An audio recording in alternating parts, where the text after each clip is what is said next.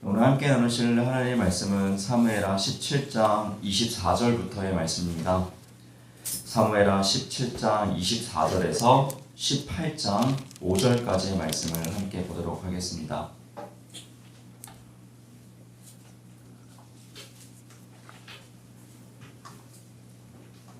사무엘하 17장 24절부터의 말씀입니다.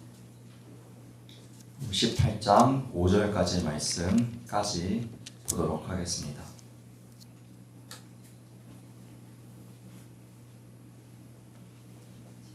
네, 다 찾으신 줄 알고 한 절씩 교독하며 말씀 보도록 하겠습니다.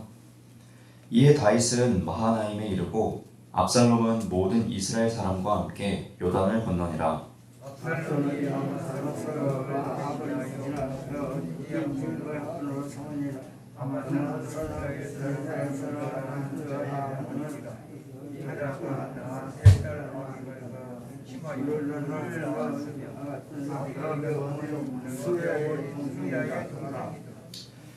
이에 이스라엘 무리와 압살롬이 길르앗 땅에 진친이라.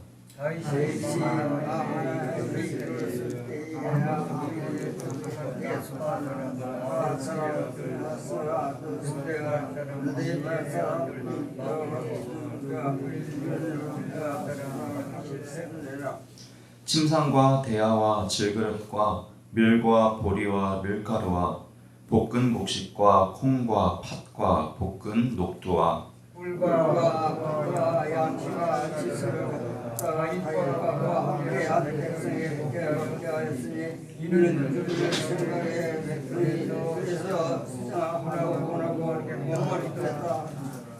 이에 다윗이 그와 함께한 백성을 찾아가서 천부장과 백부장을 그들 위에 세우고 다윗이 그의 백성을 보내세 3분의 1을 아비의 한 분의 1을 수야해야 그와 공생하시게 기회를 3분의 1을 다른 사람과 이르고 왕의 백성에게 나도 반드시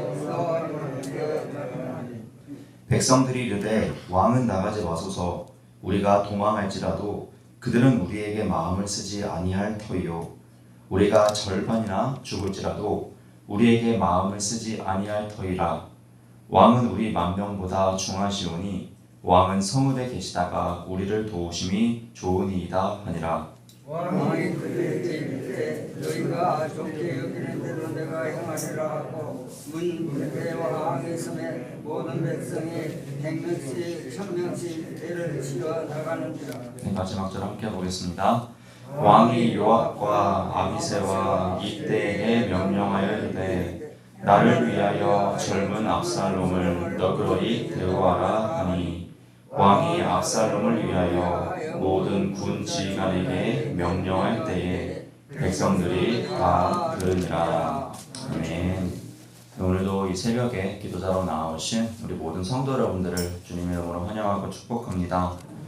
네, 본문이 중간부터 시작돼서 초반절에 끝나기 때문에 좀 헷갈리셨던 것 같습니다. 다윗은 이 압살롬에 의해서 위기를 맞습니다. 그러나 하나님께서 계속해서 보내주시는 이 도움의 손길로 말미암아 그 위기를 하나하나씩 계속해서 이겨나가고 있었습니다. 특별히 오늘 이제 본문의 배경은 이 절친한 친구 후세의 계략으로 말미암아 압살롬의 책상이 아히도벨의 계략을 무색하게 만들었었죠. 그리하여 다윗은 요단강을 건너갈 시간을 충분히 벌게 되었고 요단강을 잘 건너서 이 마하나임이라는 곳에 도착한 곳을 볼 수가 있습니다. 여기서 이 지명이 마하나임이라는 이 지명의 뜻이 참 인상 깊은데요. 이 마하나임은 하나님의 군대들이라는 뜻을 가지고 있는 이름을 가진 장소입니다. 즉 다윗이 마하나임 하나님의 군대들이라는 이 지명에 도착했다는 것, 그는 이제 압살롬을 향하여서 하나님의 군대와 함께 반격할 그러한 이제 갖추어짐을 보여주고 있는 상징적인 대목이기도 합니다. 이 다윗이 하나님의 군대들이라는 상징적인 의미의 이 마하나임에 도착하게 되자 그의 아들 압살롬도 브엘세바에서 단까지 모든 이스라엘 병력을 모아서 요단강을 건너옵니다. 이제 이렇게 됨으로써 이 다윗 왕과 그의 아들 압살롬과의 전쟁이 시작되는 것을 보게 됩니다. 그런데 이 전쟁을 앞둔 다윗에게 정말 큰 힘이 되는 일들이 또 한 번 일어나게 되는데요. 오늘 본문 27절에서 29절까지의 말씀을 제가 다시 한번 읽어드리도록 하겠습니다. 다윗이 마하나임에 이르렀을 때에 암몬 족속에게 속한 라빠 사람 나하스의 아들 소비와 로데발 사람 암미엘의 아들 마길과 로글림 빌라 사람 바르실레가 침상과 대야와 질그릇과 밀과 보리와 밀가루와 볶은 곡식과 콩과 팥과 볶은 녹두와 꿀과 버터와 양과 치즈를 가져다가 다윗과 그와 함께한 백성에게 먹게 하였으니 이는 그들 생각에 백성이 들에서 시장하고 고나고 목마르겠다 함이더라. 아멘.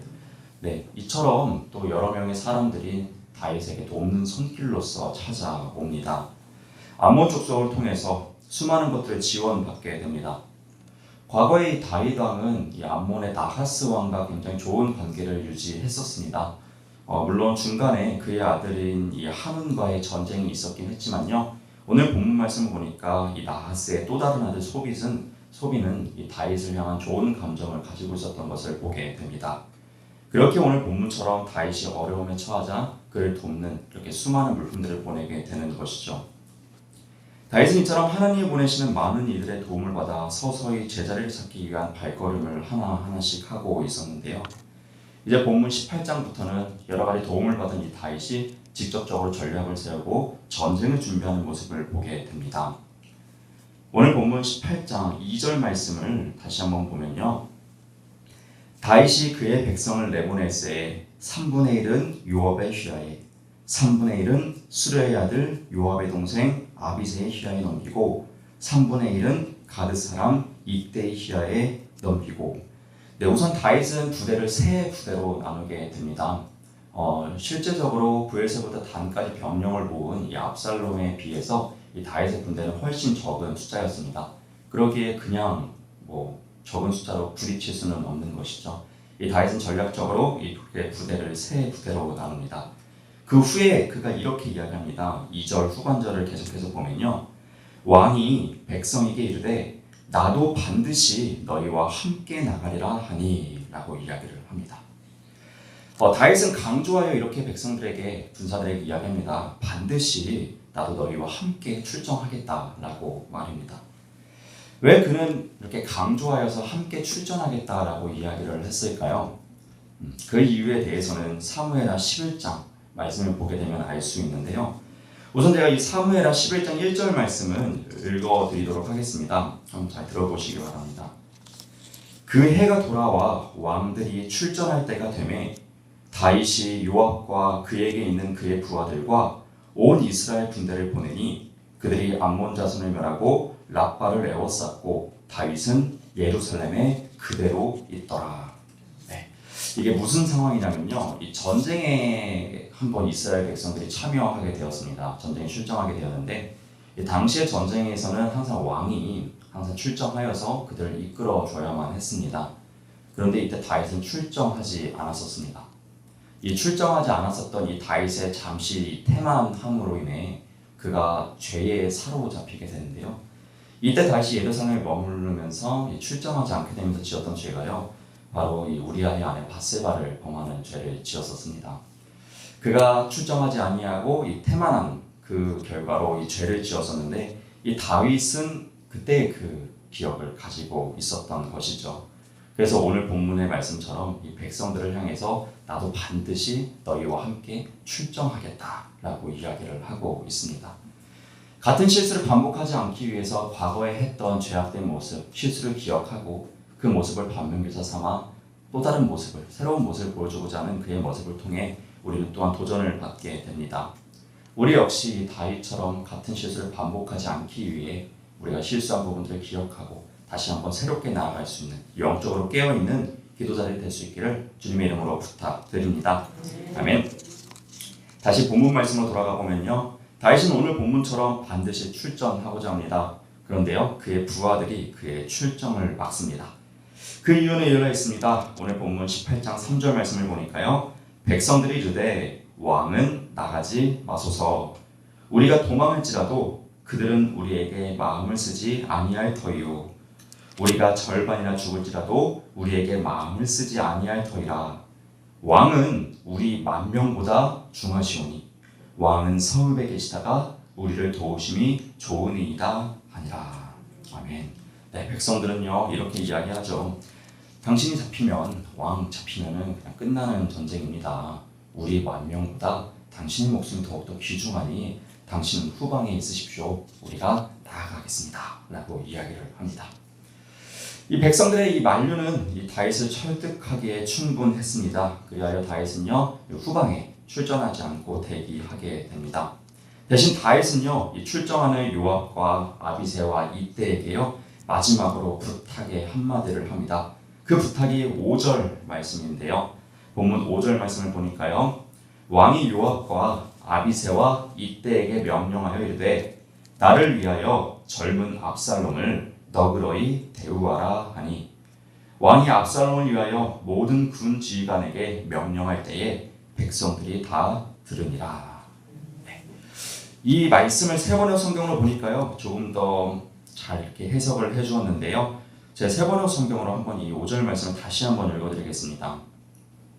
그때에 왕이 요압과 아비새와 이때에게 부탁하였다. 나를 생각해서라도 저 어린 압살롬을 너그럽게 대하여 주시오. 왕이 압살롬을 너그럽게 대하여 달라고 모든 지휘관에게 부탁하는 말을 온 백성이 다 들었다. 네. 비록 자신을 죽이려고 자신과 싸우기 위해서 다가오는 이 압살롬이었지만요. 그는 그래도 그의 아들이었습니다. 그를 사랑하는 마음, 연민의 마음은요 사라지지 않았습니다. 그러면서 이렇게 이야기했었죠. 이 다 장성한 아들이지만 이 철없는 어린 이 압살롬을 너그럽게 대해달라고 이야기를 합니다. 그리고 다윗의 이 모든 명령은요 모든 백성들이 다 기록했다, 아니 다 들었다라고 이야기하면서 본문 말씀을 마치고 있습니다. 이 다윗이 아들을 향한 그 못난 압살롬을 향한 이 긍휼의 마음, 연민의 마음을 보니까요 이 탕자의 이야기가 떠오릅니다. 이 아버지를 떠나서 자신의 뜻대로 살아가던 그 아들이지만 그럼에도 불구하고 그 아들이 돌아오기를 바라고 기다리는 그 하나님 아버지의 마음이 떠오르게 됩니다. 이러한 맥락에서 오늘 본문의 이 다윗의 마음, 압살롬으로에게 향하는 그의 마음을 통해 하나님이 우리를 향해 참 죄 많고 철없고 어린아이와 같은 우리를 품으시는 그런 하나님의 긍휼의 마음, 연민의 마음들을 발견하게 됩니다. 하나님의 사랑이 어떠한 것으로 우리의 사랑을 끊을 수 있겠습니까? 이 죄 많은 압살롬조차도 사랑하는 그 다윗처럼 하나님은 철없고 죄 많은 우리를 여전히 사랑하고 계신 줄로 믿습니다. 그러기에 구원받을 자격 없고 죄임에도 불구하고 그럼에도 불구하고 끊임없는 사랑을 받고 있는 우리가 그 사랑을 받는 자로서 그 사랑을 기억하고 깨닫고 또 그 사랑을 보답하기 위한 거룩한 삶을 살아가기 위해 애쓸 수 있는, 그리고 그런 하나님을 향해 시선을 드릴 수 있는 주의 거룩한 아들들이 될 수 있기를 주님의 이름으로 부탁드립니다. 아멘. 하나님의 이처럼 그 크신 사랑을 잊지 아니하고 감사함을 고백하는 오늘의 새벽이 되기를 다시 한번 주님의 이름으로 부탁드립니다. 아멘. 오늘도 기도자로 나오신 우리 모든 성도 여러분들을 다시 한번 주님의 이름으로 환영하고 축복합니다. 기도하겠습니다. 사랑의 하나님 아버지, 오늘도 귀한 날을 허락하여 주셔서 이렇게 기도자로 나오게 해주신 은혜에 감사를 드립니다. 오늘도 주님 앞에 기도하는 이 시간을 통하여서 하나님의 그 크신 사랑을 발견하기를 소망합니다. 죄 많고 철없는 우리를 계속해서 인도해 주시고 기다려 주시고 보듬어 주시는 그 놀라우신 하나님의 그 크신 사랑을 잊지 않을 수 있는 참된 주의 아들 딸들 될 수 있도록 성령님 함께하여 주시옵소서. 하나님, 특별히 사모하는 마음으로 귀한 예물을 올려드렸습니다. 이 예물을 기뻐 받아 주시옵고 이 예물을 쓰는 곳곳마다 오직 예수 그리스도의 이름과 예수 그리스도의 향기만이 드러나는 예물 될 수 있도록 주님께서 거룩하게 성별하여 주시옵소서. 이 기도의 자리도 함께 동행하여 주실 줄로 믿습니다. 또한 돌아가는 발걸음도 우리와 함께하여 주시옵소서. 감사드리며 이 모든 기도 살아계신 우리 주 예수님의 이름으로 기도드렸습니다. 아멘. 하늘에 계신 우리 아버지여, 이름이 거룩히 여김을 받으시오며 나라가 임하시오며 뜻이 하늘에서 이루어진 것 같이 땅에서도 이루어지이다. 오늘 우리에게 일용할 양식을 주시옵고 우리가 우리에게 죄 지은 자를 사하여 준 것 같이 우리 죄를 사하여 주시옵고 우리를 시험에 들게 하지 마시옵고 다만 악에서 구하시옵소서. 나라와 권세와 영광이 아버지께 영원히 있사옵나이다. 아멘.